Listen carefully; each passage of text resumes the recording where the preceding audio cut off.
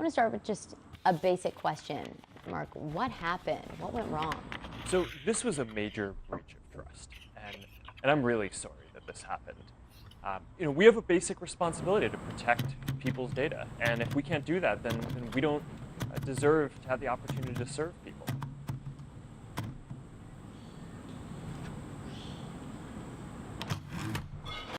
So our responsibility now is to make sure that this doesn't happen again. I am living life as a dream. Yeah, we ain't let no walk in between. When my diamonds speed, they say bleed. Yeah, diamonds no crime scene. Did that rich shit, I eat fish and grits. Kept me pulling with my dog, just like Michael Vick. I don't get no damage, they throw it out. Kogan and Cambridge Analytica and the other folks with whom we shared the data. An entity that controls everything, like Big Brother, not the case. But global institutions that create liberal economics, or neoliberal economics as we know it, act as two things. One, a mode for global governance, but two, the ability to be able to collect and obtain information from people. Identify apps that are similarly doing sketchy things. We're going to make sure that we tell people then too. So we're just filming content, man. We're already like 3 or 4 videos down, so we're going to have a lot more like kind of content to share and do some marketing. Well, yeah, that's the thing, man. Like the last 6 months we've been developing tech. Like now we're doing our full rebrand and stuff, so now's the perfect time. Looking back on this, I regret that we didn't do it at the time, and I think we got that wrong, and we're committed to getting that right going forward.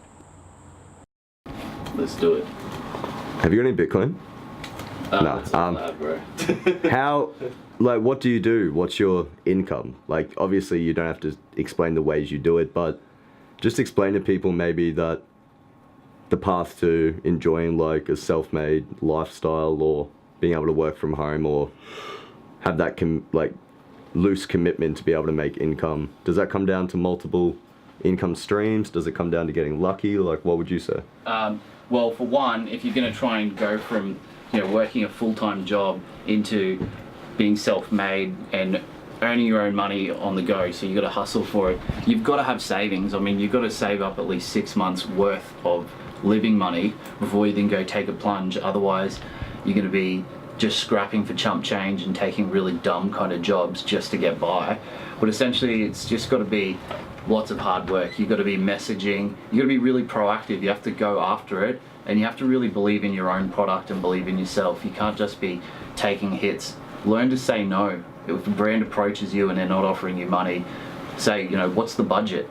If they say, oh, well, we just wanted you to take a photo wearing it once we gift it to you, I say, well, I can't buy anything with your shirt, so sorry. Unless it's something that you're actually really wanting to back the product, then okay, take the gifts. But if you're really backing yourself and you think you've got value, then you need to stand by that. And some people don't do that, but the ones that do, they're the ones that are successful and are able to continue making a good income just from doing influencing.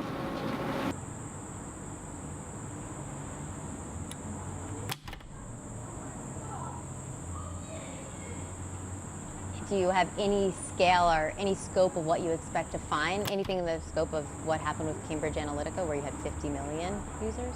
Well, it's hard to know what we'll find, but we're going to review thousands of apps.